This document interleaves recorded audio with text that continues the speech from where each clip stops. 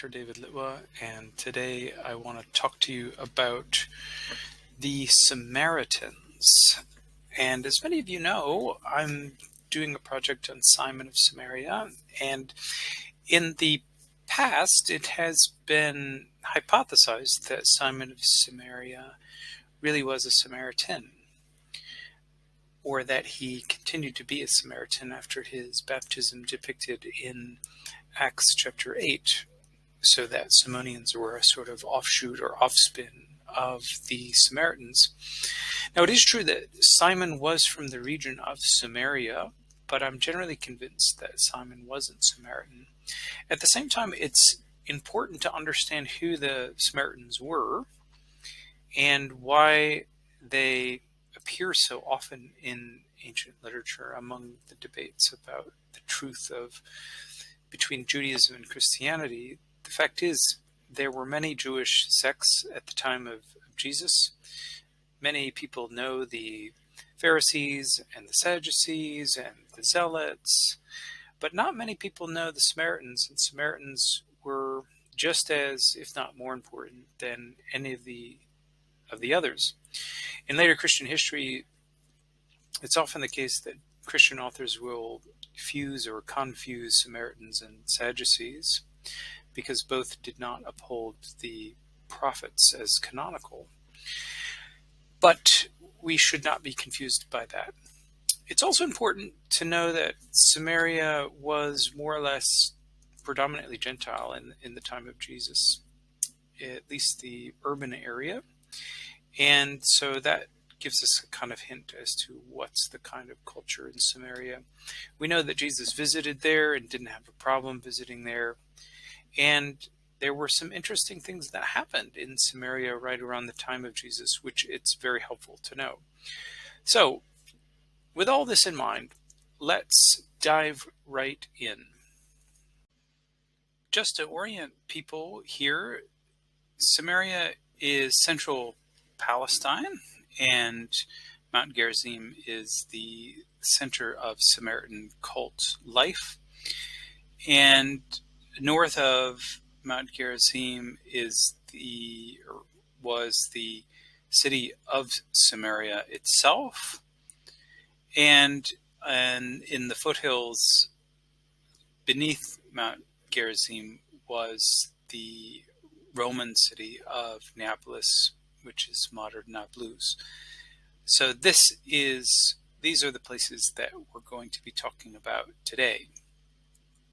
So let's take a look at some of the main Samaritan beliefs, by which I mean the main beliefs as recorded in the first century. The Samaritans are a group that still survives today in Israel, and if you visit Mount Gerizim, you can visit one of their villages on top of the mountain. But what I want to talk about is Samaritan belief right around the time of Jesus. And at that time, and this still continues today, Samaritans considered themselves to be the true Israelites, descendants from Joseph, through Joseph's sons, Ephraim and Manasseh. So they are the true Israelites. That's how they refer to themselves. They practice lots of the same rites and holidays as Jewish people, that is, circumcision and Sabbath. And in many respects, in antiquity, they were even considered more strict than most Jews regarding such practices. In their version of the Torah, or Pentateuch, Gerizim was the sacred mount. That's actually written into the text, not Moriah or Zion. That is the Temple Mount in Jerusalem, which was never mentioned in the Torah. It wasn't even conquered yet or in view yet. It was the city supposedly conquered by David many hundreds of years later. But Gerizim, and the reading of Gerizim in the Torah as the place where Yahweh will choose to have the temple, is a very ancient reading, and it appears at Qumran. And so even though the Samaritans had their own version of Torah, as I say in the last point here, that version is very old, and in many of its readings is older than the Masoretic text, which is the text that is now translated as the Hebrew Bible. And the Christian Old Testament. For Samaritans, the only true prophet was Moses. They do not accept other prophets as canonical. To my knowledge, they didn't necessarily out and out reject all prophets, but they didn't consider them part of sacred scripture, and there's even a little bit of anti-Samaritan polemic in the prophets, as in Amos 6, verse 1. So these are the main beliefs, and one of the reasons I say that Simon of Samaria wasn't a Samaritan is because outside of the Pseudo-Clementines, which is a fictional work, a novel put together in the 4th century, Simon and his followers, Simonian Christians, aren't associated with any of these beliefs whatsoever. So that's important to keep in mind, and we will now proceed to talk about important dates for Samaritans, and in some cases Samarians. Samarians being the people who dwell in Samaria who aren't practitioners of the religion of the Samaritans. So it's important to distinguish those two things. Despite the testimony of Josephus that the Samaritan temple was built around the time of Alexander the Great, which would be the 330s BCE, archaeological evidence indicates that the Samaritans had built a temple on Mount Gerizim in central Palestine, probably around 450 BCE, and that this was renovated around 180. And during the crisis time of Antiochus Epiphanes, when he attacked Jerusalem, the Samaritans, I'll just call them, some of them also being Samaritans, practitioners of the religion of Samaria, sent a letter to Antiochus IV and said that they would be content to refer to their temple as dedicated to Zeus Hellenios or Xenios, that is Zeus, the friend of strangers. And it's Zeus Xenios in the book of 2nd Maccabees, but Josephus says it's Zeus Hellenios. We really don't know which one it was or whether the epithet makes too much of a difference. But it does show that, not that, as Josephus and maybe some others would have us believe, that Sumerians or Samaritans were paganized or not faithful to their traditions. They were, like the Jews of the time, under extreme pressure to conform to Hellenistic custom. And so during that time, it was a strategy to translate your deity into a deity that's more comprehensible to the general Greek population and the general Greek culture. So Zeus was, I think, it's fair to say, taken by many Samaritans to be a form of Yahweh. And Yahweh was, in turn, a form of Zeus. Both were mountain gods associated with lightning and storms and thunder. So one could translate Yahweh as Zeus and Zeus as Yahweh without too much difficulty and still remain faithful to the tradition. About 55 years later, the Jewish high priest and king John Hyrcanus destroys the Samaritan temple on top of Mount Gerizim, which must have been a horribly traumatic event. There's a lot of emphasis on the destruction of the Jewish temple by the Romans in 70 CE, but almost no one even remembers that it was the Jews themselves who destroyed the Samaritan temple many decades before and took over control. The Hasmonean kings, that is John Hyrcanus and his successors, took over central Palestine, including Samaria, until Pompey came through in 63 and freed the Samaritans from Jewish control, which must have been for them a great relief.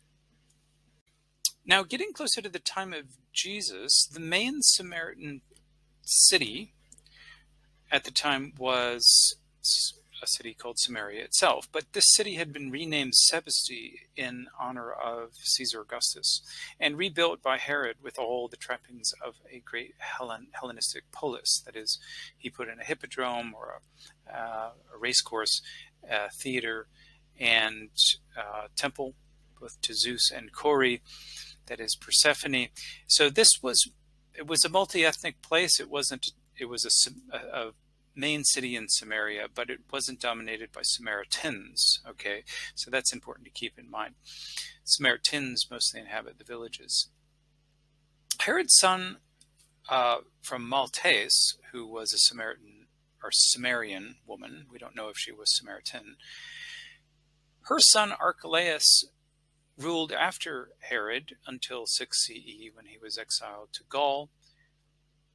Sometime later, under Roman control, Josephus says that Samaritans strewed human bones in the temple after midnight.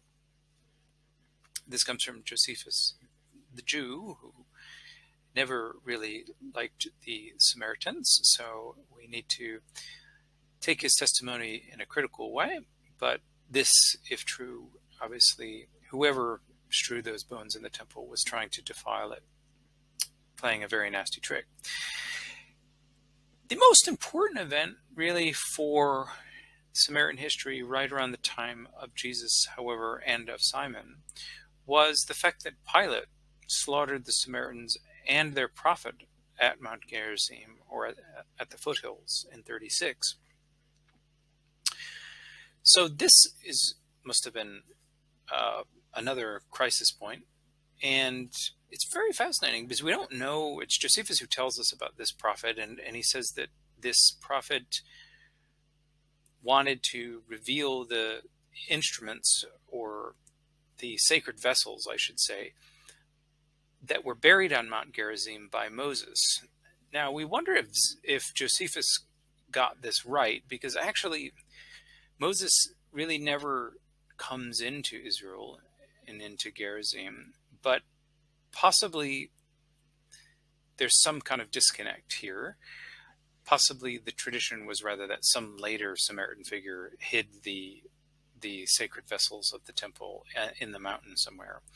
At any rate, Pilate got wind of a large gathering of Samaritans who were going to ascend the Temple Mount, and proceeded to send out the cavalry and to kill and disperse what was a peaceful crowd, and then to pursue them into a town. As it turned out, this was Pilate's last act in Palestine, because the Samaritans sent an embassy to the local Syrian governor, who had Pilate recalled to Rome after a 10-year rule. So it was the Samaritans who finally dislodged Pilate from control over Palestine. As for history after Jesus and Simon, I'll just hit the high points. There was a tradition, again reported by Josephus, that Samaritan villagers attacked and killed a Jewish pilgrim going to Jerusalem. And this story, again, comes from Josephus. It has to be critically taken. And when Josephus gets around to writing the Antiquities, he says that they not only killed one pilgrim, they killed several. At any rate, what does seem to be historical is that the Jews of both Galilee and Judea sent troops into the region and started burning Samaritan villages and going on a rampage, which then led the local Roman governor in nearby Caesarea to send in the cavalry and kill lots of these Jewish marauders.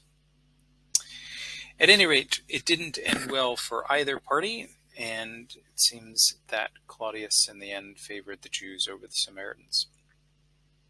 Then in 67, right at the start of the Jewish War, the Jews themselves attack and kill many people in Sebaste. And there was a supposed Samaritan rebellion, which again doesn't appear to have been a rebellion at all, in which the Samaritans gather at the foot of their mountain, Mount Gerizim, and they end up climbing it this time. But Vespasian sends up his troops and kills, as Josephus says, almost 12,000 Samaritans for what seems to have been really no good reason.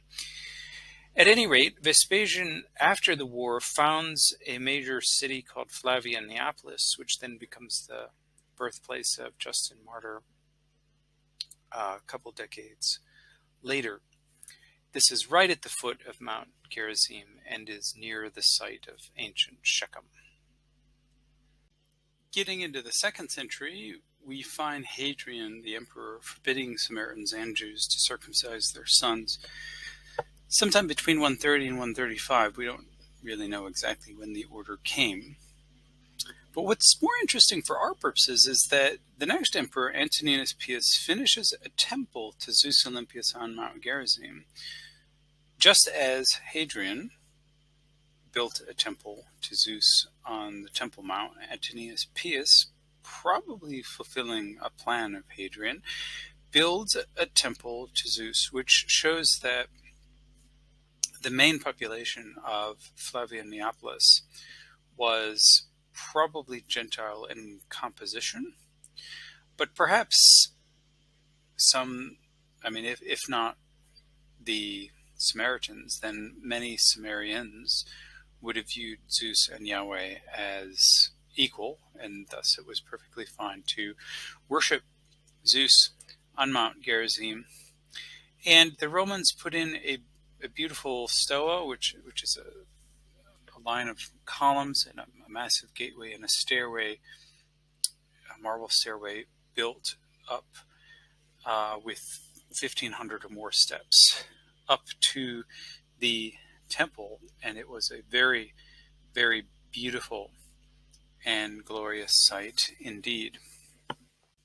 Now, the Roman temple to Zeus on Mount Gerizim is long gone, torn down by none other than the Christians, not the Sumerians. But we know where it is, and there's been important archaeological work done on Gerizim by Yitzhak Magin. And we see with this arrow where the Romans built the temple, not on the very top of the mountain, but on one of its outcroppings called Tel Er Ros today.